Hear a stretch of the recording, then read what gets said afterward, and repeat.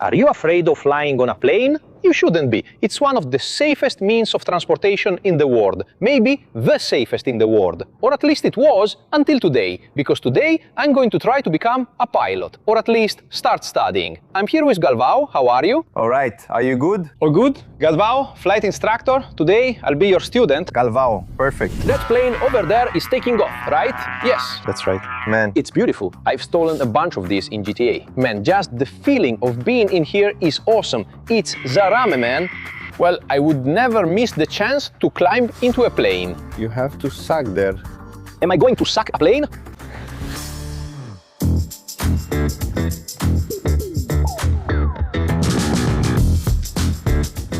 We are here at the Jundiaí Aero Club. It's early, we're having some coffee, getting started. But Galvao, you've been doing this for a long time, right? Yes, I started in aviation in 2017. I did a degree in civil aviation. And I started the practical part of the courses in 2018. Go ahead. Is a plane about to take off over there? That's right, that's it. It's a Cirrus. You're taking off now, private, early in the morning, starting work early, that's it. Man, that's awesome. Notice how smooth it is, it just lifted off. Many fear small planes, thinking they shake a lot, but that's not true. Right now the wind is calm. Strong winds are forecast, but we'll see. There's an extra tropical cyclone coming. Is that it? Yeah, there's a cold front coming, right? So a low pressure center. There's also a line of instability coming with it. Let's see. The worst part is whether we'll be able to fly today or not. That's the thing. If the cyclone arrives, we won't be able to. If it doesn't, maybe we can fly. But Galvao was saying this is a private plane. Is it like a rich guy who owns a plane and is going to a meeting, something like that? It could be. Jundiaí Airport is a regional airport that has flight schools, maintenance hangars, and private aircraft, right? Air taxi. And many of these private aircraft belong to very wealthy people, right? Yes. And others belong to companies, right? Some companies share an airplane, since maintaining a plane can be cheaper than constantly buying tickets, right? But is it always something utilitarian, or is there someone who, for example, has a plane like this one and then just says, no, today I want to go for a ride? No, there are plenty. Really? Many people are into small planes like this. It's common here too, you know? Being rich must be nice, right? Absolutely. I haven't gotten to that point yet, but today we're going to cosplay as rich people. I'll be your student then. What would be our first step? The student arrives and he has to do the exterior pre-flight inspection, right, of the plane to make sure everything is okay before he flies. Do I check the plane myself? That's right. Does the student do it like professionally? No. The professional should be the student. We teach, of course, in the beginning. Before you start flying, we have what we call ground school, where we introduce the plane, show how it's done, you know, go over the plane's manual. The student reads and studies this material. We do an external inspection together with him, you know, go through part of the checklist with him. But as he keeps flying, the student has to do this alone, okay? So our lives literally depend on this. Can we do a check on this one? Of course, let's go. Hey, what plane is this one, man? This is a Cessna 152. Even though it's a bit old, it's a really good platform, okay, for a training plane. Man. Yeah, I've stolen a bunch of these in GTA, yeah. This one is in GTA 2. Super safe, okay? Don't be misled by its age. The plane's condition depends on maintenance, not the year. How old is this plane? This one is from 1978. Wow, older than me. There are a ton of entries in its logbooks. It's in good shape. His engine, just so you know, was rebuilt. If I'm not mistaken, this one was rebuilt last year, okay? It's almost like new, with very low hours. Do you know how much a plane like this is worth? Man, it varies a lot, you know. I'm kind of out of touch with the aviation market, but I believe that nowadays, right, these days, it's around 500 to 600,000, a plane like this. For 600,000 reais. 600,000 reais. Yeah, with available hours, okay? From 400,000 to 600,000. Wow. It could be even pricier, you know, but hey. Some people spend more on the luxury car. I'd rather buy a plane instead. Yeah, there are pickup trucks that are popular abroad and nowadays cost half that price, you know? Exactly. Hey guys, how's it going? This is Igor Fina. I'm inside Walmart here in Canandaigua, which is in New York. And today I'm going to a country music show. I'm documenting everything, not just from today, but from other trips I'm taking. And we're posting everything here on the Achismos channel. So make sure to watch because it's really cool. Come here with me, Otav. Let's go together so you can do the external check with me and we'll go through the checklist. Cool. So you can open the airplane door here. Just pull this lever like this. That's it. You can pull it. There you go. See? It's really easy. Man, it's really small in there. Huh? Yeah. This time, okay. If someone is a bit larger, they can't fit in. This here is the checklist in Portuguese that we made, okay? There's the original in English too, since this plane is American. So here, look, condensed checklist, okay? From that says now 152 Papa Romeo Lima Alpha Lima, which is this plane here, from Aeroclube in Jundiaí. First, we check if everything is okay in the cockpit, right? We get the cockpit ready, and then we do the exterior. All right, so let's start our checklist here. And the first one is airplane, present. It's here, but it tells me to check the chock. What is the chock? The airplane is chocked, that's right. It's almost size 42 here, okay? Just kidding. Is it this one? Yes.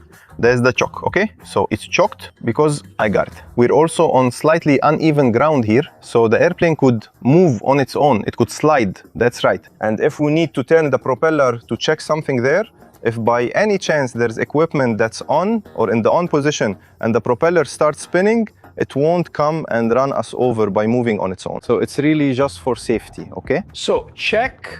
Next, check the control yoke to make sure it's unlocked. Perfect. Look, it has to be unlocked. There are two control yokes. Control stick, that's right, one for the instructor and one for the student, okay? These controls are connected. Is this plane specifically for training or not? It has that purpose, okay? It was made for instruction. But if you want to buy it for yourself, you know, as a private plane, you can too. The control yoke has to be unlocked. Do you want to get in there to make it easier? Huh? Of course I do.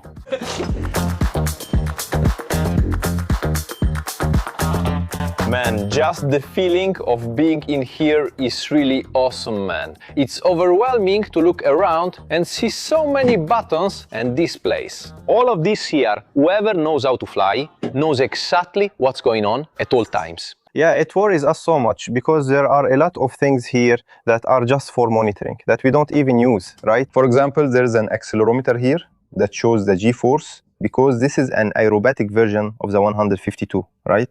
But we don't use it for aerobatic instruction, okay? And is this plane for doing aerobatics? Actually, you can, you know, you can do it just fine. But we use it for regular instruction here, okay?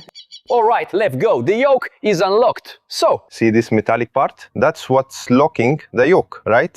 So you pull it a little to relieve the pressure since it's pushing forward here, and then pull this little latch. Me? Here, look, you can pull up here. See? Oops, I let go. Is that it? The yoke is unlocked. We'll move it back here.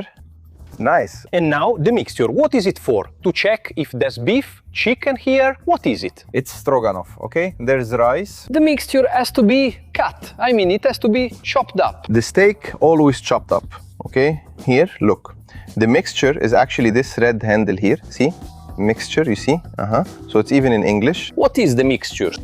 It's the fuel actually, right? Basically speaking, right? Injecting the fuel, basically. And then, is it cut off? Yes. When it's here, it's cut off, reduced. And for you to move this lever here, you see that it doesn't go forward. Look, the others, they go forward, for example. This one doesn't go unless you press here. So you don't accidentally pull it and cut off the plane's fuel in flight, okay? So here it has this safety feature. The next point here is the power lever. It has to be fully reduced. The power lever is this one here, look, is the throttle. It will move the butterfly valve in the carburetor, so we must leave it fully reduced. It's fully pulled, that's it. So, it's fully pulled. Now, let's go to the magneto here, the X-Man. It has to be off. Off. The X-Man has to be off. It stays right here, look. Is it a switch? That's right. This magneto is what will give us, roughly speaking, the spark at the spark plug. There are two of them, okay? For safety. Because if one fails, there's the other. If it's off, the plane won't start, okay? All right. The master avionics switch also has to be off. It's right here, look. Master avionics. This little switch here basically turns on the electronics for the panel. Very well. The main switch, the master, has to be on. is this kind of like a car key. Is that it? It's the battery, This switch here goes to the magneto, okay? Here, look. This is the master. Look, you can turn it on now. Man, this is exciting. You can turn it on. Go ahead. You can turn it on. There you go. Nice. You see, it even looks like it's signaling, right? The little guy? Yeah, man. That signal there is actually the anti-collision light, which stays there on the tail. And when it's blinking, it indicates to the people around that the plane intends to move, that it's probably going to be started up. It's this little switch here, look. When we turn it on, it needs to already be on, since we're likely starting the engine, okay? Okay. Fuel indicators. Check if there is any. Is it gasoline or ethanol? This one is E-Flex. This one? It's called Avgas. It's the famous blue gasoline, you know, for air cleans. People often confuse it with kerosene, but kerosene is only for jet planes. This plane here uses gasoline too, but it's a gasoline with lead. It's a little bit different, right? It's not Ipiranga gas station's gasoline. No, it doesn't work. You can't even think about putting it in here, you know? Otherwise, things will go wrong. Is it a more expensive gasoline? It's pricier, about 15 reais here in this area, I know. I'm not sure if he says he doesn't know the price because he doesn't pay for it, or if he's just so rich he doesn't care. Yeah, because I'm already an instructor today and I'm not thinking about paying for these things anymore. It's not your problem, it's not my problem anymore. Awesome, so the flap has to be checked. What is a flap, man? A flap is a high lift device, right? Fancy name, isn't it? There are these little tabs here at the beginning of the wing, right? Close to the root. And this high lift device, right? It gives us more lift. Look, but this is ambiguous, huh? Number 7 master switch, it has to be on. But then number 10 master switch, it has to be off. That's because, see you, brother. No, we can relax, everything is in order here, okay? You swear? We'll keep checking, like I said before, the flap, for example, look how it works. Because the battery has to be on for us to do these checks. So we can see if the fuel gauge is working and if the flap is working. I see. We have to leave it on. And after we check everything, we turn it off to save the battery, okay, of course. Let's go, points 11 and 12. Engine instruments and panel instruments. Check. What do we have here for engine instruments? Everything that's connected to the engine itself. So, oil temperature is here, see? It has a green arc where it needs to operate. It's pretty intuitive, don't you think? Yeah, it is. If it's in the red, that's not good. Yeah. You start to worry. In the green, you say, okay, everything's fine. There's also oil pressure here, right? We have the engine RPM, just like in a car, okay? So these are the ones we need to check for the engine and the airplane itself, right? What are we going to check? The airspeed indicator. We have the artificial horizon here, okay? It's an important little instrument, right? Yes. To know the time. Yeah, the altimeter, and we have the vertical speed indicator here, right? That's the vertical speed. Then we have some other instruments here that are more for instrument flights, right? We also have the turn coordinator here, okay? That's what we call the turn and bank, which we also check. And then the next element here, which is very important, is the fire extinguisher. Perfect. It stays a back here, walk. In case of any fire, we can use it, so. Kaval, you've been doing this here for almost 10 years. At any point in your life, have you ever needed to use a fire extinguisher? Never, never. Thank God. It's something you want, but hope never to need. I hope I never have to use it in my life. Because can you imagine if something catches fire in the middle of the flight? Is there anything you can do? We have some emergency procedures. For example, if there is a fire in the engine, okay? It would be here in the front. That's right, here in the front. And when we have any possible problem, there's a part of the checklist here that we can look at. See, it's even red to really catch your attention. There's a part in red that's for emergencies, right? That's right. So this is engine fire during startup. See, you can already see that there are several procedures we have to follow for different situations, right? For example, engine fire during startup, engine fire in flight. Wow. That's it. It's really crazy because you need to have calmness, a peace of mind to be a pilot. Because I imagine, no, it's on fire over there. Wait, hold on, let me get the manual.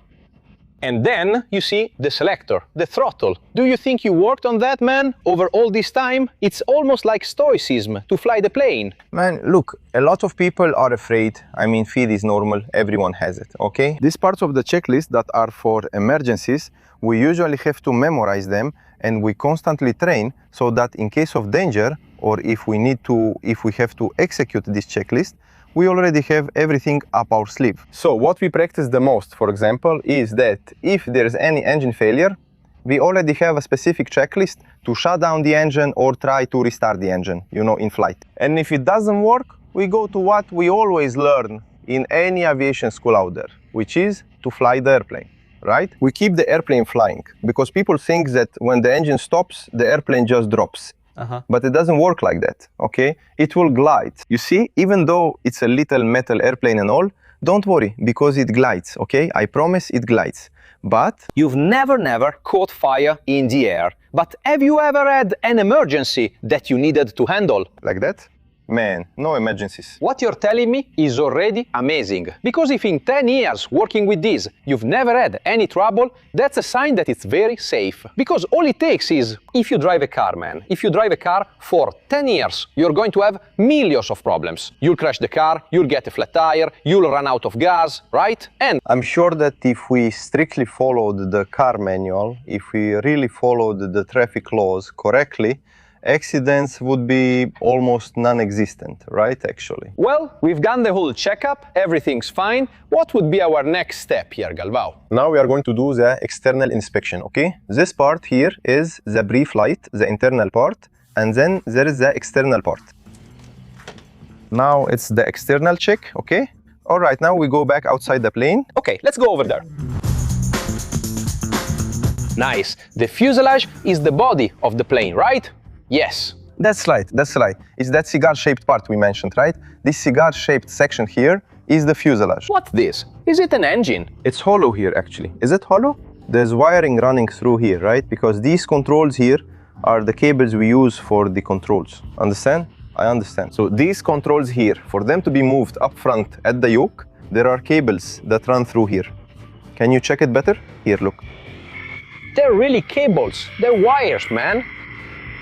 And then this makes the movement here. That's it. On the external check, what do we have here? We are going to check the general condition on the top, sides, bottom, and antennas, okay? Okay? This is the one we saw take off, right? Or is this the Learjet? No, that's already a jet, right? An executive jet, as people call it, right? That one is for people who are a little more, you know, that one. Expensive. Even better off then. So we're going to do a full walk around out here, okay? Okay, so we're going to check the general condition here, right? How it is there on the fuselage, look. We can see that there are no dents, that all the rivets are in place, look, and that there are no dents underneath. The screws, if they're here, or antennas, it's on the other side. So we'll see it when we get there, okay? But we're gonna check everything carefully, really thoroughly. Hold on, and there. What am I looking for, man? Rust, holes? What counts as a problem? Man, a problem is if there's any tearing, any dents, got it. Because sometimes you're taking off from a dirt runway, for example, and you hit a little rock, something, a branch, or sometimes a bird in flight. And it's not always the same pilot flying the plane, so something might happen if someone doesn't report it or didn't see it. For example, if they're parking the plane, they hit the wingtip or hit here and didn't notice while they were parking. We don't have any problems here. We don't have anything here on the tail either, look. We keep checking, see? All the screws are fine. We lift it gently here. Look, those cables over there, see? Let's see if they're fitting. Fitting. That's it. We'll see if they're fitting there. Look here too, this part here, the antennas here, look. The lamp up there, this surface. It's fine, don't you think? As far as I'm concerned, I think it's good. It's actually really beautiful, right? Was this plane painted recently? As far as I know, it's had this paint job for a long time already, you know? It's really well maintained. This little thing here is the ELT antenna, okay? It's our emergency locator transmitter, all right? The ELT? ELT.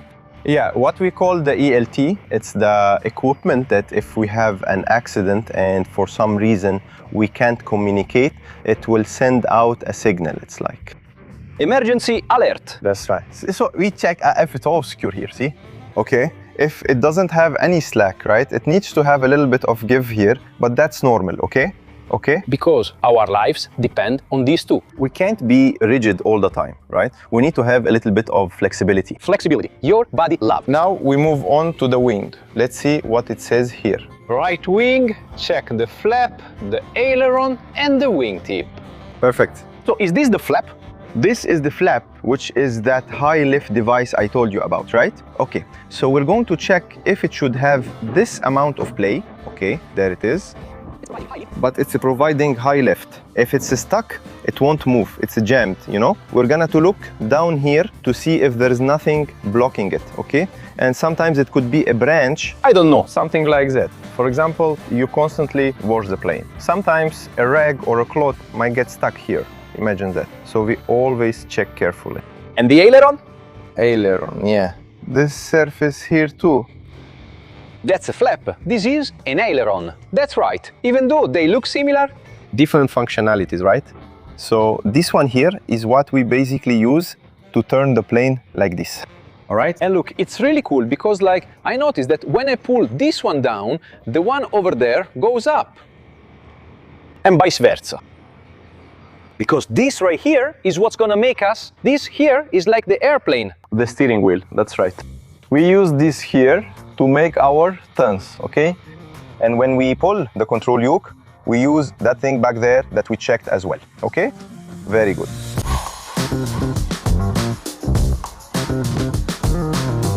This light here is the strobe. We use it in flight. It's the flashing one you see on big airplanes. Not every plane has one. This one already has all the factory options, right? Power steering, air conditioning. So it has, this is the strobe light here, okay? The one that keeps flashing, people think it's an alien or flying saucer, but it's still just this one. But it's still on this yellow guy. But just little Cessna, awesome. And here, look, is that little green one that stays at the tip of the wing. Here at the tip of one wing, there's a green one, and on the other, a red one. This one is to indicate is the right side of the aircraft, right? That's right. That's right. You got it. You need to know the direction of the aircraft by knowing the lights on the wingtips, right? Good, that's awesome. At night, we use all this lighting here. Everything's fine, okay? It's normal to have some little marks too, okay? Sometimes some bugs hit and leave marks. I understand, it's normal. If you look at big planes, it's the same way, okay? Because sometimes, look, for example, there's kite string that gets caught here. This here is from a kite string. Man, usually yes. See? Cyril did it. The glass coated guideline cut the plane. Yeah, it damages the paint, right? Here, now we need to move over a little now, okay? We have to check the fuel level with the dipstick and close the tank, okay? Please. Look, I'll show you, but you'll do it later. Sure. So don't worry, you can use some force here to lift it, no problem, okay? I'll just get the little dipstick here. But this one is nice, huh? All right. Do you know which one this is? This is a Cessna Caravan. Wow, wow, same manufacturer as this one here. You can even see there's a similarity. That one's for a family, since it's larger. Yeah, that one is a little bigger already. That one already fits 9 passengers. Wow. This one here is our lifesaver, okay? Because, you know, it's an older little plane. There's a fuel gauge inside, right? But we prefer to see it to believe it, right? So we have this little stick here that shows our fuel level. Oh, wow, damn. It's really done by hand. So we put it in the tank to know if it's the right amount of fuel. Because if there's any error with the float, the thing we want most in this plane is fuel, right? As long as it's flying. So let's go. No, the tank is right here on top of the wing, okay? The gasoline is in the wing. That's right. Slickety, here. We climb up here, see the foot supports, open the tank here, put it here, and check the fuel. So here I know it has about 45 liters. And the tank in this wing here holds 50 liters. All right, so almost a full tank. Well, let's check, because I would never miss the chance to climb on a plane. Good thing I'm here with my Insider Tech shirt, which is perfect whether you're working at the office or climbing on a plane to find out if it has fuel or not.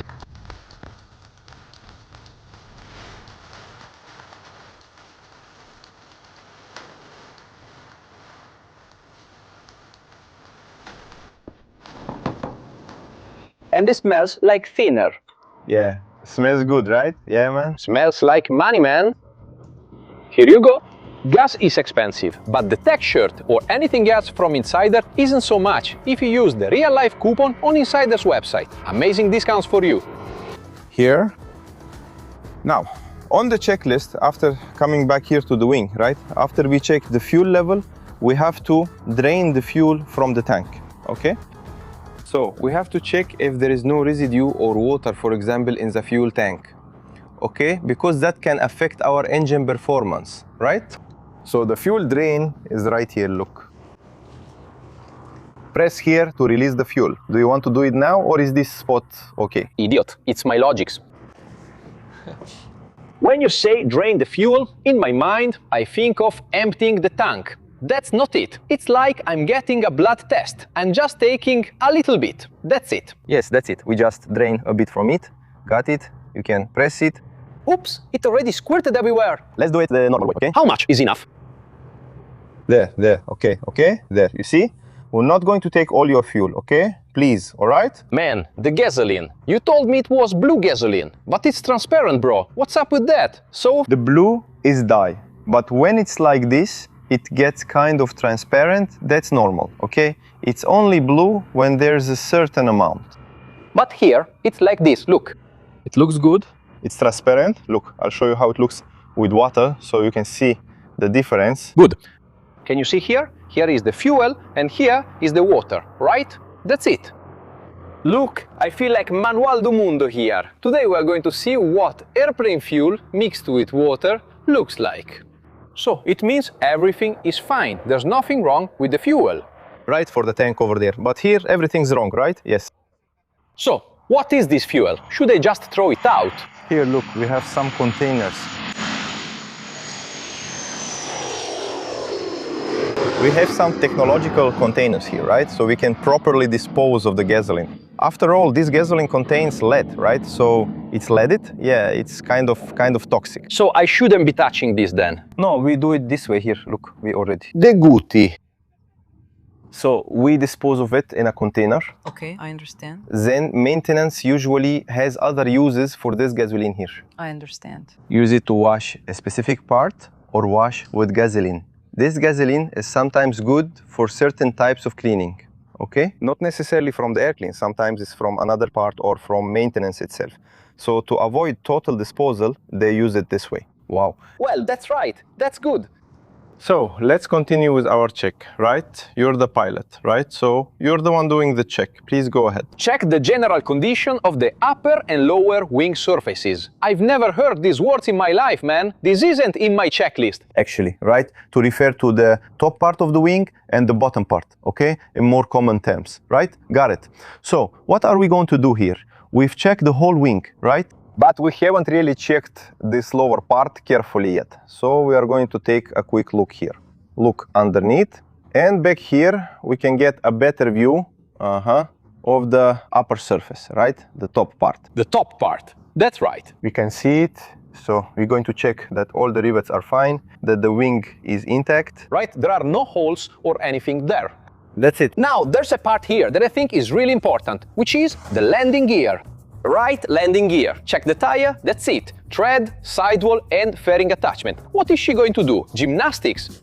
So we're going to do a complete check of the landing gear here, right? Some of our aircraft have the fairing, right? We can see it on that one over there. The fairing is that little finishing part of the landing gear. It's the one that covers it. Look, come here. Let's see if I learned this right, Govon.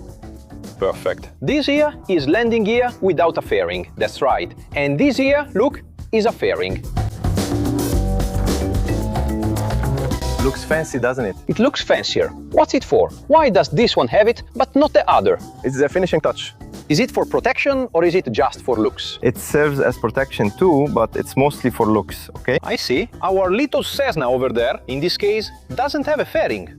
It's a training plane, right? So it's like a driving school car. Sometimes the student comes in and is a bit rough. So it's better to have fewer things that can break, you know? Got it. Just leave it like that. There you go. So we're going to do a full inspection, all right? Of the landing gear. Look, we're going to check if the tire is okay, if it doesn't have any bubbles, right? Okay, if it's at the right pressure. Look, we can see that it has a hydraulic brake system, see? But here is the disc part, all right? There are the pads and here is the brake disc. The nose of the plane. Perfect. The windshield has to be clean. It doesn't have, what do you call it, a wiper. You don't need a wiper. The wind will take care of any droplets.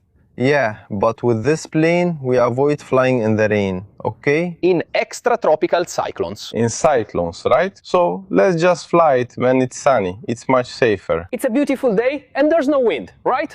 Not for now, but we do have a forecast for wind coming in, right? A little later. And then it would already affect, for example, this plane here, okay? Got it. Got it. Inspect the propeller, spinner, and engine cowlings. Perfect. So what we're going to look at here in the front, okay? Let me put it here vertically to make it a little easier for us to see.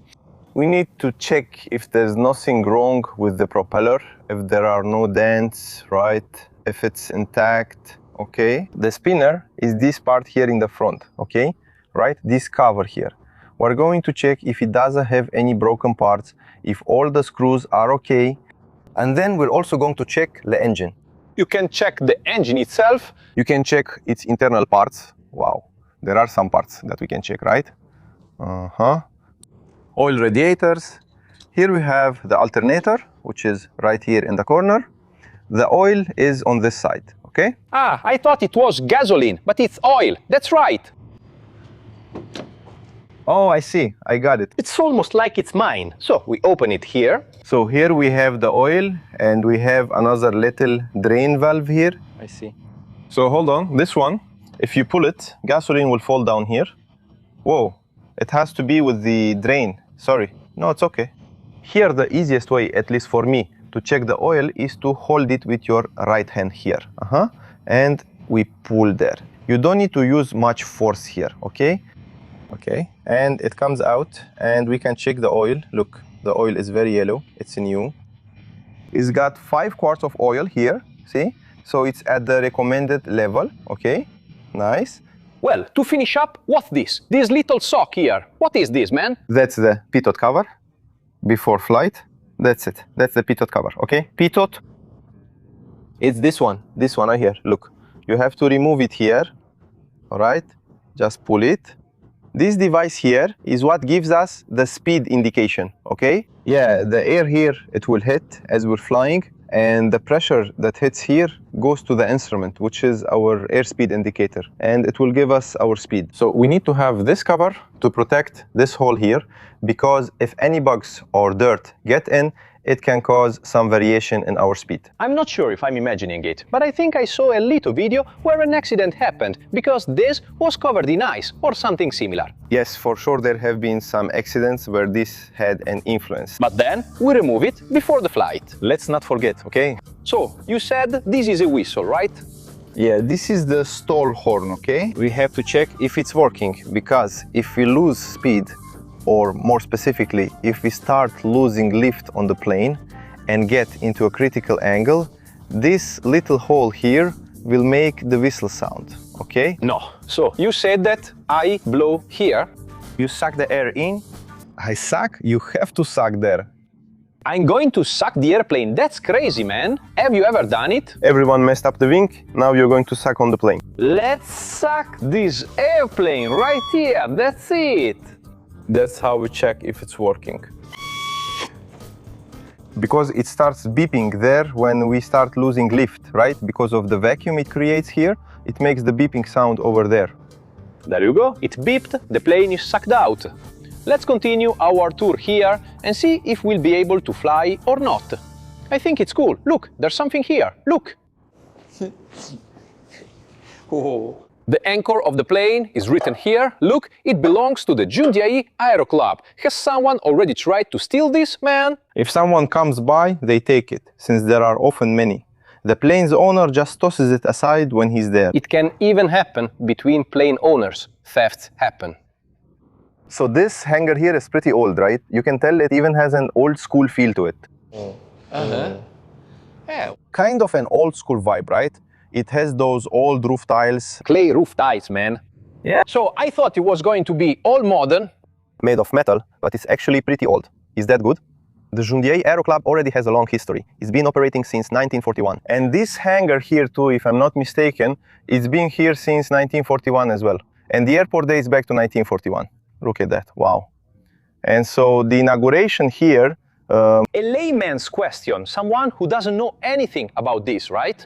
Is it a good profession to be a pilot? Not of those giant planes, you know, like commercial ones, right? Is this a good choice? Is it a good investment? Yes.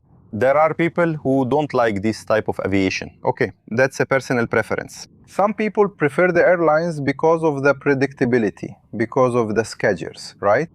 So actually, instruction is just a path. That's it. A lot of people who are building up their flight hours, sometimes monthly, aim to be in the airline industry. They go through it, so that's how it is. A lot of people end up working in this field, which is instruction, and other people also prefer to stay in business aviation, right, which is already a different line of work. You, for example, today, your focus is on instruction. You're not a freelance pilot either. No, yeah, I'm really focused on instruction, okay? I work here at the Aero Club and I'm always doing flights here, all right? Do you want to focus on being an instructor or dream of doing something else? Man, I would really like to have my career in the airline industry, you know? I really like that area too, all right? And I hope that one day I'll get there, okay? And man, These airlines are kind of like, I don't know, a soccer team where you say, man, I want to play for that one. Is there any that you say, I want that one, that's my Palmeiras? no, not really, you know. I think they're all really good, right? We who are in aviation, we root for everyone equally. After all, there's room for everyone. And if they're all flying, right, actually doing well, we know there will be jobs for everyone, there will be work for everyone. So we root for all the companies to prosper equally. Is that heartfelt, or are you being political to keep options open? I see. No, I'm kidding. It's from the heart, you know? it's from the heart. But there are some companies that are more luxurious and others that are more focused on specific destinations. So sometimes you say, no, I really want to get to know the African continent and work there. There are different business models for these airlines, right? There are those called low cost. You must have heard that here. This one, but I'm going to. Yeah, so that's also the one I'm going to take, okay, as a passenger. Some people prefer to work for a certain company because of a certain benefit, for example. Right, yeah. Here in Brazil, we have a little bit of that, you know, with some airlines. But I can't tell you for sure because I'm not in that field, you know. What I know more about is this part of aviation, flight instruction, general aviation, right here. Speaking of instruction, there are some hangars, others over there that we can check out. That's it. That's right. There are some others over there. Is this your gas station here? Yeah, there's even a little pump over there. It's a bit small and old, but you have one, right? So the plane comes here, stops, and you refuel it. When we come back from a flight, for example, with the students, we come here, right? Down this taxiway, this little taxiway here, and we go up here. And we already stop here to refuel for the next flight. You can bet. Yeah, this one is private. Yeah, it's nice. That one is nice, right? We're going to take a look over there. The guy is taking it out for us. Just be careful here, okay? Of course. All right. The acrylic alone costs 3,000 reais. Just this here is 3,000 reais. Yeah, this hobby really isn't for me. I heard about that because the guy who used to work here once was maneuvering it, hit it right on the underside and broke it. Yeah, just a little bump. Because it's hard to move these here. Just look at how they pile up. And the guy over there is taking them out, but getting these planes out is quite a job, you know? Yeah, then I'll show you the plane over there with a more advanced panel. If you want to take videos, I can turn on its battery so you can check out the panel. Man, but that one over there looks kind of army-like with a sporty vibe. Yeah, that's a private little plane too. If I'm not mistaken, it's made in South Africa and assembled here in Brazil. That's awesome, it's beautiful, right? It's a private plane. This one's a 72 like ours, with a panoramic view. Those two are our training planes. You have a bunch of planes stored here, man. How's it going? Are you from here? This one? Maria's is coming. And will he let it come in with the drop down, you think?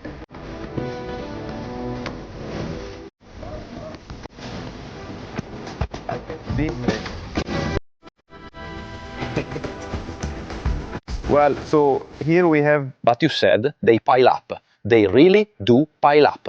It even looks like they are touching each other, man. Isn't that dangerous? No, the people here really know what they're doing. They're very careful, okay? They go little by little. But you can see they stay really close together, all right? Wow, but it's really chill. Usually there's someone else too, keeping an eye back here. Yeah, and it's really like Tetris, you know, to fit these planes in here. Yeah. Man, because look, their wings are all right up against each other's tails. The propeller is close to the wing. Yeah, really close. To optimize the space. Which is not big, that's for sure. It has a fully digital panel. This is the 1973 model, but it was updated. And Then it looks like BYD, which just has a monitor. you guys take a look. It's Garmin. Garmin. Is it like the watch?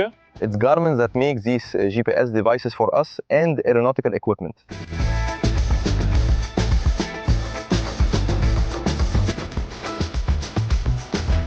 How much does a plane like this weigh? Can you push it like a beetle?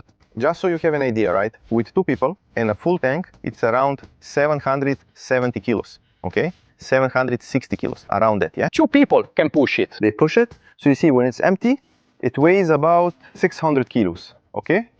And as we mentioned before, the airplane's fuel has a lower density, right? It's 0.72 to 1. So 1 liter will weigh 720 grams, right? On average.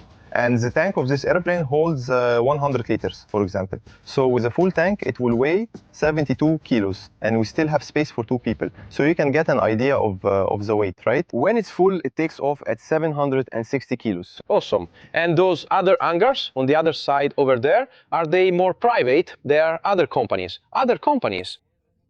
Other companies, okay, usually they're for hangaring or maintenance or even another school, all right? It varies a lot.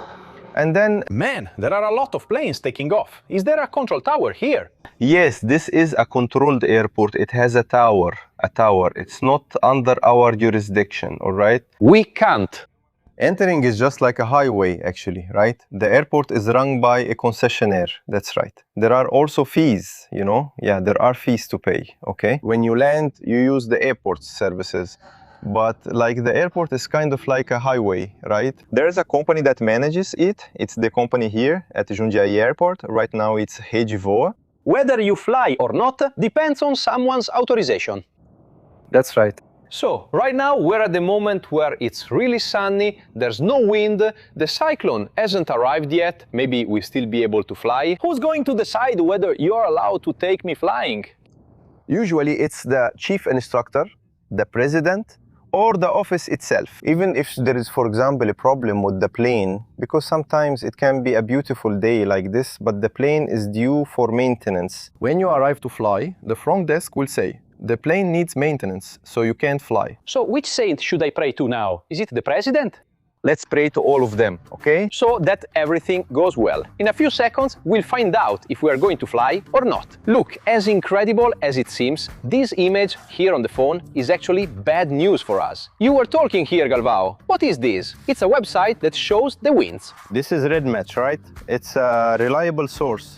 We have to do our planning and to know, right? If the weather is good for us to fly. Here, for now, it's calm in Jundiaí, okay? But around it, there have already been some aerodrome warnings, which are these black dots. The little black circle around the green dot. It means wind. It's bad. It's dangerous wind or some other meteorological factor that can directly influence airport operations, okay? And we set a standard here in Jundiaí, right? At the Jundiaí Aero Club, when there's an aerodrome warning, we don't fly, okay? Because it's like this. Someone already told you that it's bad. You can still take off, but if something goes wrong, then It's at your own risk. at your own risk, you know. However, here in Jundiaí, we still don't have a circle. The small circle is fine for now. Let's see if we can get it there in time. Let's go see if it's windy or not.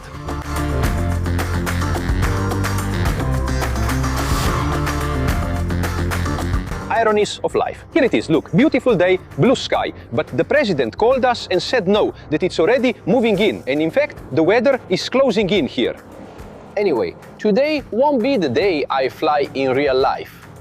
But now we are going to show some footage that Galvão himself recorded. And I'll pretend that I'm living this beautiful moment that I couldn't actually experience. But with the magic of editing, maybe now I'm flying. The editor could be putting me in the sky, flying there, because well, that's the best we can do. Today the weather is really bad. I think it's better for me to take an Uber home instead of a plane today. Better to be safe, right? This is kind of like the end of the He-Man cartoon with a moral lesson. Galvao saw that I was really frustrated about not flying, and you told me a very important phrase, which is no. It's better to wish we were up there while we're here on the ground, right? Than to wish we were on the ground while we're up there flying. That's right, because the good thing about real life is being alive. Without that, there's no show, no video, nothing.